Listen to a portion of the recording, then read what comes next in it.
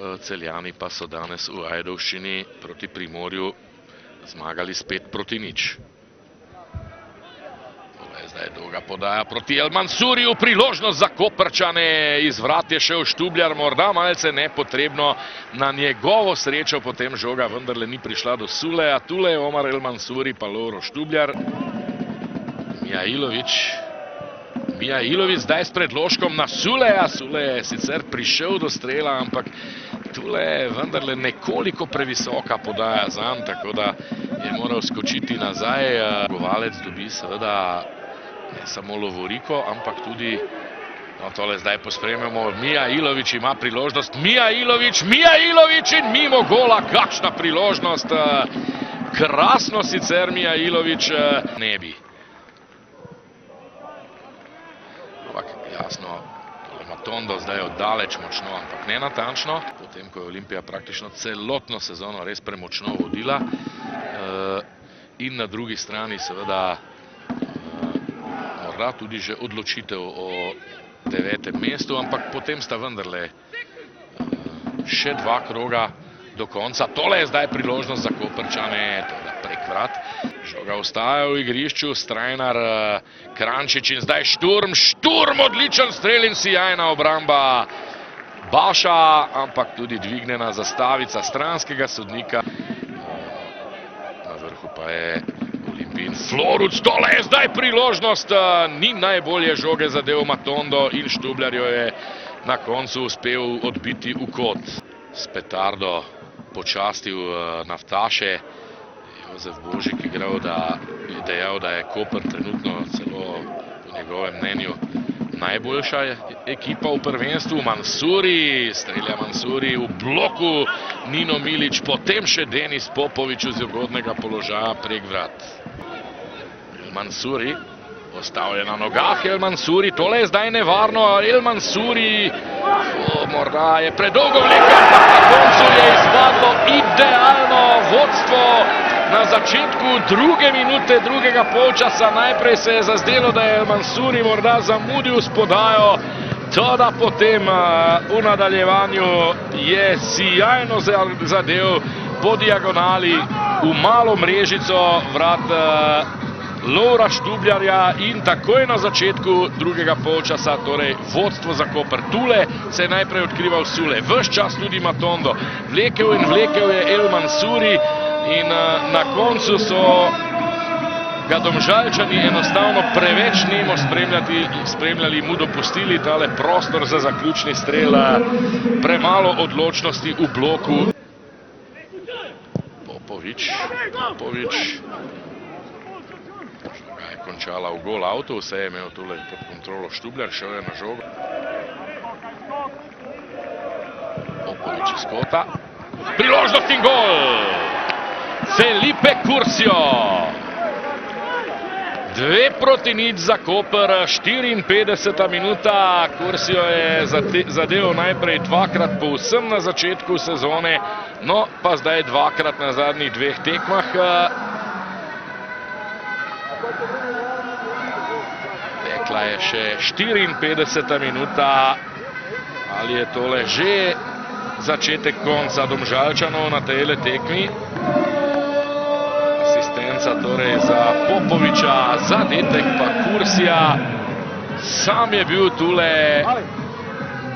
In Mijailović spet kombinirata. V teh trenutkih imajo Koprčani vse pod kontrolo. Mijailović s predložkom odbija, Milić vendar samo do Domdžonija, Domdžoni strelja, Štubljar odbija v kot. Oziroma Domžal.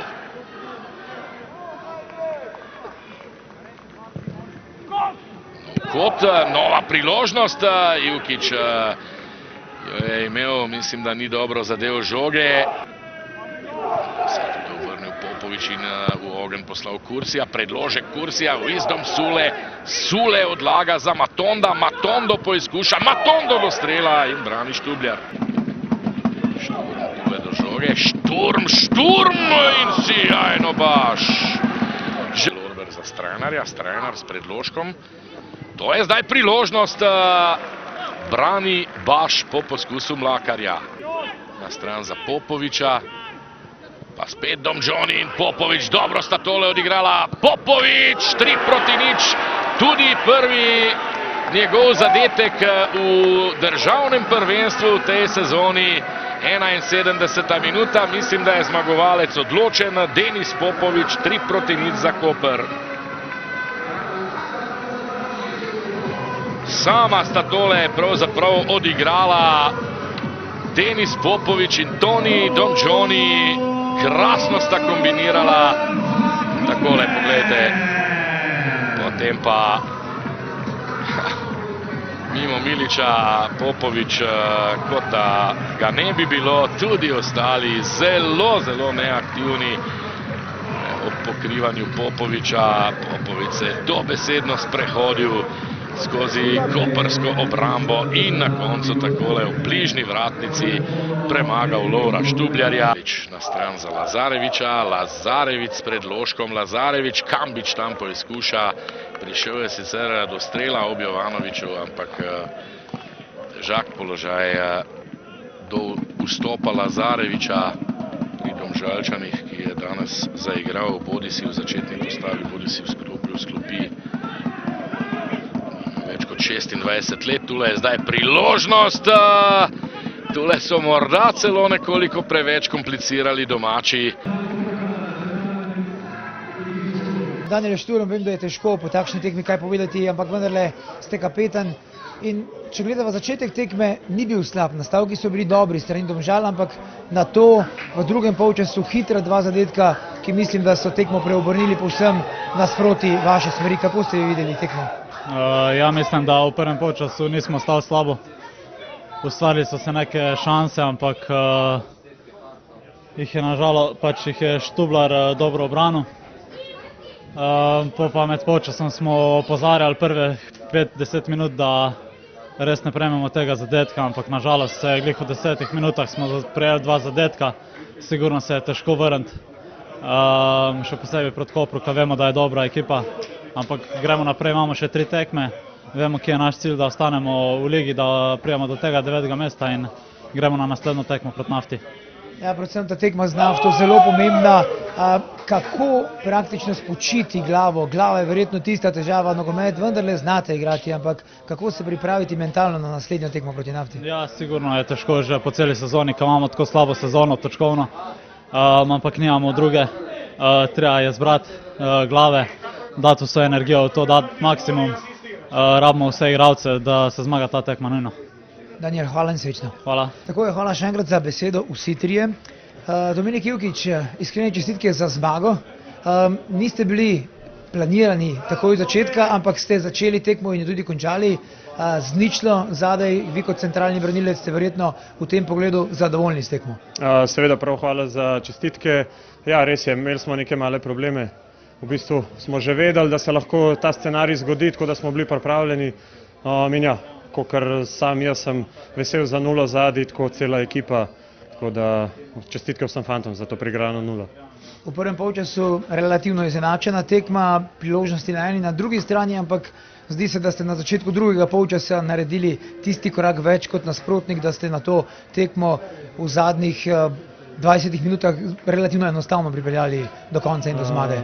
Res je, ja, v bistvu planirano je bilo tako, nobeni pričakoval lahke tekme, vseeno je to dobra ekipa Domžal, imajo hitre te tranzicije, v vsakem trenutku te lahko kaznujejo, tako da ja, bili smo potrpežljivi, to smo čakali, tudi na samem polčasu smo se tako zmenili, da moramo biti samo strpni in gol te potem nagradi.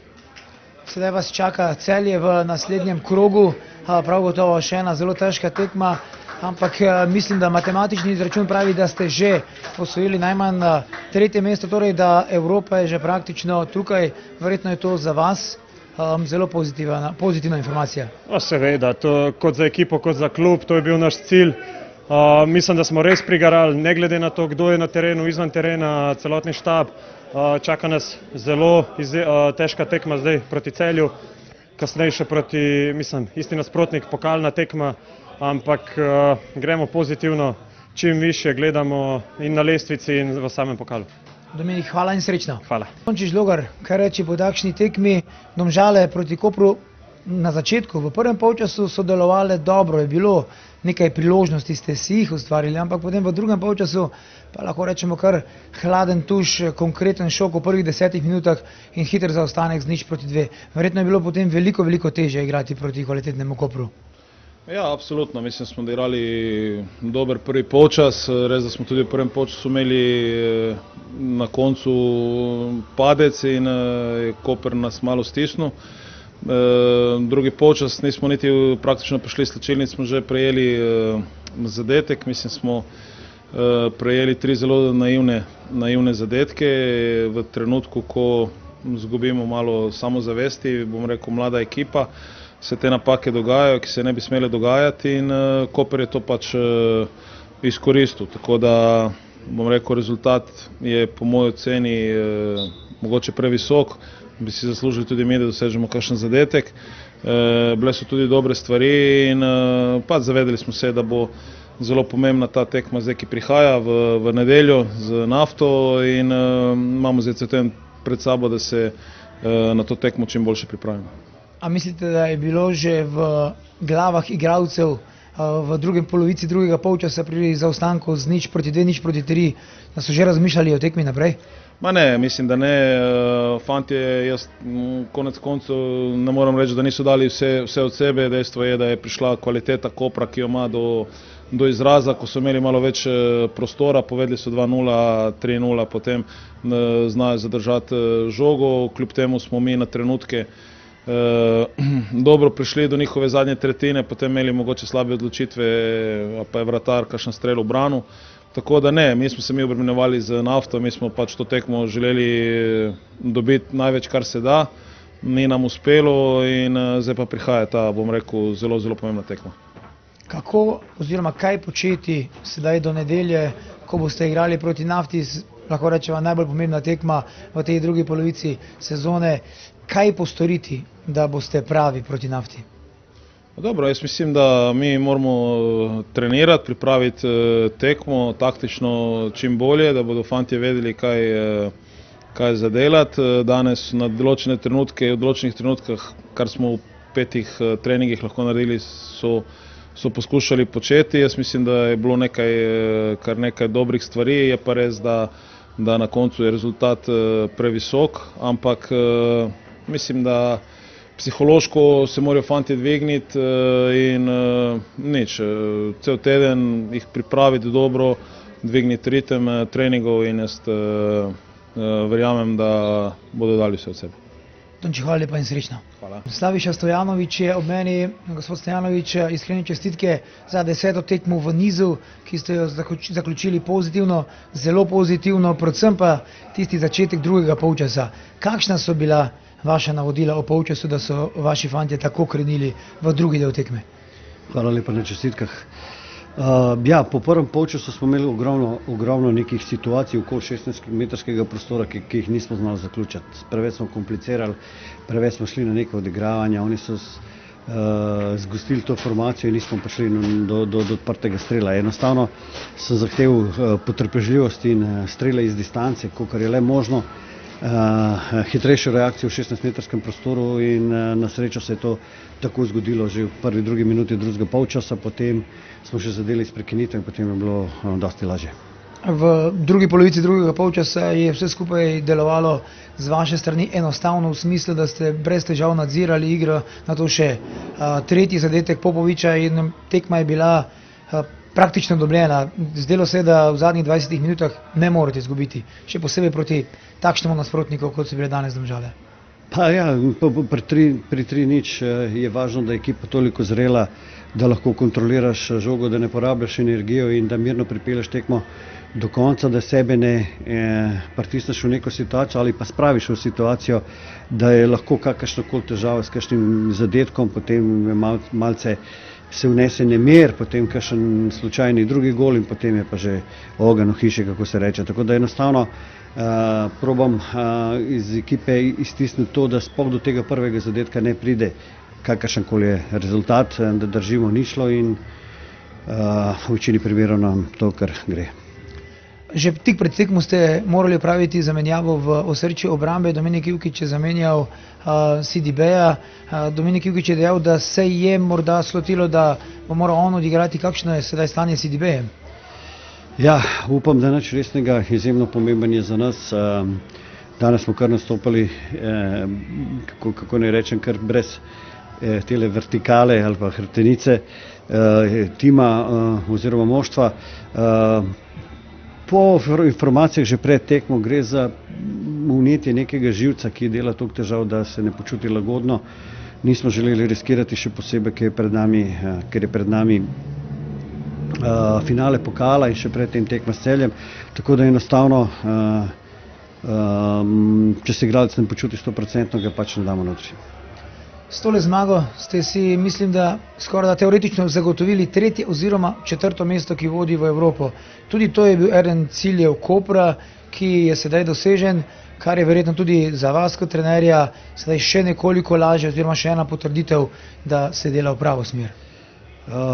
Sigurno in potrditev in olajšanje na nek način, da se lahko, da ne pridemo do zadnje tekme, da se borimo in je vedno negotovo. Želeli smo si čim prej priti do te pozicije, da je ta Evropa nekako zagotovljena. Jaz ne vem, če je teoretično tudi tako, ne vem kaj, nisem razmišljal o tem, hotel sem danes zmagati, ampak po veselju in po informacijah ne bi to bilo tako. Tako da enostavno to je vse, kar lahko rečem. Sigurno je lepo zmagovati in priti v moment, da se lahko prezentira slovenski nogomet tudi v Evropi. Slaviša Stojanović, še enkrat iskrene čestitke in hvala lepa. Hvala tudi vam.